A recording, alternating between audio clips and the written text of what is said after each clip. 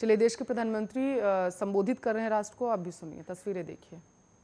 बात के भारत को दिशा देने में इन दोनों महान व्यक्तित्वों की बहुत बड़ी भूमिका रही है। सबको साथ लेकर सबके प्रयास से राष्ट्र में कैसे बड़े बड़े परिवर्तन आते हैं, इनका जीवन दर्शन हमें आज भी इसकी प्रेरणा देता है। मैं जयप्रकाश नारायण जी और नानाजी देशमुख जी को नमन करता हूं, अपनी श्रद्धांजलि देता हूं।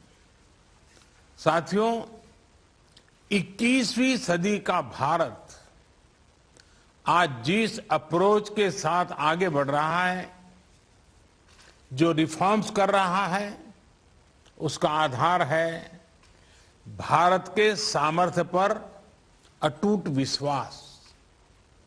भारत का सामर्थ्य दुनिया के सभी देश से जरा भी कम नहीं है। इस सामर्थ्य के आगे आने वाली हर रुकावट को दूर करना हमारी सरकार का दायित्व है और इसके लिए सरकार कोई कोर कसर बाकी नहीं छोड़ रही। आज जितनी निर्णायक सरकार भारत में है, उतनी पहले कभी नहीं रही।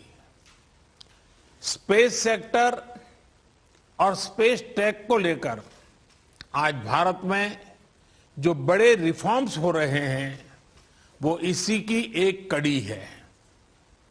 मैं इंडियन स्पेस एसोसिएशन इस्पा के गठन के लिए आप सभी को एक बार फिर बधाई देता हूं, अपनी शुभकामनाएं देता हूं। साथियों, जब हम स्पेस रिफॉर्म्स की बात करते हैं तो हमारी अप्रोच 4 पिलर्स पर आधारित है। पहला, प्राइवेट सेक्टर को इनोवेशन की आजादी। दूसरा, सरकार की एनेबलर के रूप में भूमिका। तीसरा, भविष्य के लिए युवाओं को तैयार करना। और चौथा, स्पेस सेक्टर को सामान्य मानवीय की प्रगति के संसाधन के रूप में देखना। इन चारों पिलर्स की बुनियाद अपने आप में असाधारण संभावनाओं के द्वार खोलती है। साथियों, आप इस बात को भी मानेंगे कि पहले स्पेस सेक्टर का मतलब ही होता था सरकार, लेकिन हमने पहले इस माइंडसेट को बदला और फिर स्पेस सेक्टर में इनोवेशन किए। सरकार, स्टार्टअप एक दूसरे से सहयोग और स्पेस का मंत्र दिया। ये नई सोच, नया मंत्र इसलिए जरूरी है क्योंकि भारत के लिए अब ये लीनियर इनोवेशन का समय नहीं है।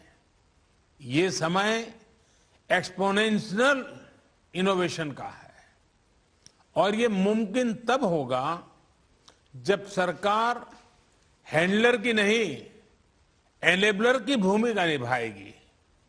इसलिए आज डिफेंस से लेकर स्पेस सेक्टर तक सरकार अपने एक्सपर्टाइज को साझा कर रही है। प्राइवेट सेक्टर के लिए लॉन्च पैड उपलब्ध करवा रही है। आज इसरो की फैसिलिटीज को प्राइवेट सेक्टर के लिए ओपन किया जा रहा है। अब यह सुनिश्चित किया जाएगा कि इस क्षेत्र में जो टेक्नोलॉजी मैच्योर हो चुकी है, उसे प्राइवेट सेक्टर को भी ट्रांसफर किया जाए।